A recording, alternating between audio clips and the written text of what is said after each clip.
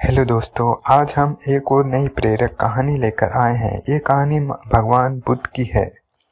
महात्मा बुद्ध को भगवान बुद्ध, सिद्धार्थ व शाक्यमुनि के नाम से जाना जाता था। कहानी छोटी है मगर बहुत कुछ सिखा सकती है, इसलिए आशा करते हैं कि आप इस कहानी को जरूर सुनेंगे।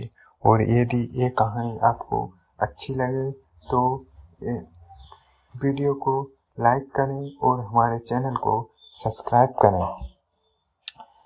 एक दिन गौतम बुद्ध अपने शिष्यों के साथ एकदम शांत बैठे हुए थे। उन्हें इस प्रकार बैठे देख शिष्य चिंतित हुए कि कहीं अस्वस्थ तो नहीं है।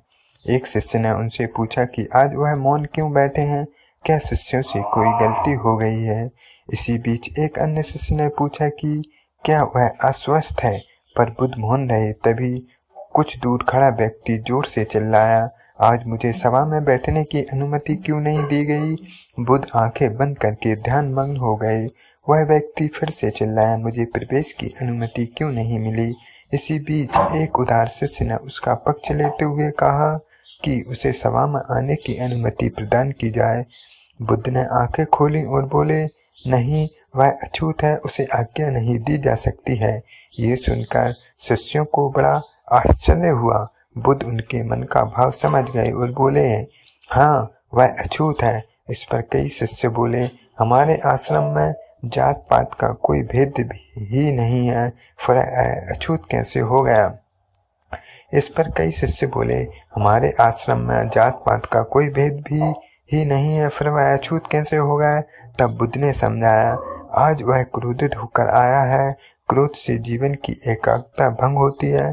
क्रोधी व्यक्ति प्राय मानसिक हिंसा कर बैठता है, इसलिए जब तक वह क्रोध में रहता है तब तक वह अछूत होता है।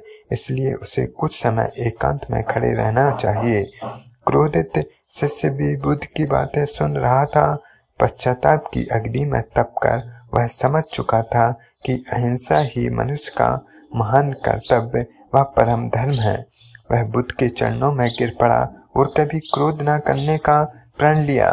इस कहानी से हमें यह शिक्षा मिलती है कि क्रोध के कारण व्यक्ति अनर्थ कर बैठता है, वह गलत काम कर बैठता है और उसके बाद उसे पश्चाताप होता है जिसका कोई लाभ नहीं मिलता।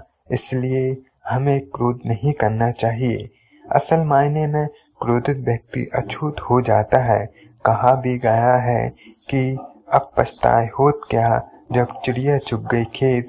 मीन्स कि यदि आप समय पर ध्यान नहीं देते हैं और समय पर कार्य नहीं करते हैं और यदि वो कार्य बिगड़ जाता है तो फिर पछताने से कोई उसका महत्व नहीं रहता है। इसलिए हमें क्रोध छोड़ देना चाहिए। क्रोध करने से तन, मन और धन तीनों की हानि होती है। क्रोध से ज्यादा हानिकारक कोई वस्तु नहीं है। इसलिए हमें क्रोध छोड़ना चाहिए ताकि हमारे जीवन में कोई गलत कार्य ना हो। यदि हमारी वीडियो ये अच्छी लगी हो तो प्लीज़ लाइक करें और हमारे चैनल को सब्सक्राइब करें। Thank you.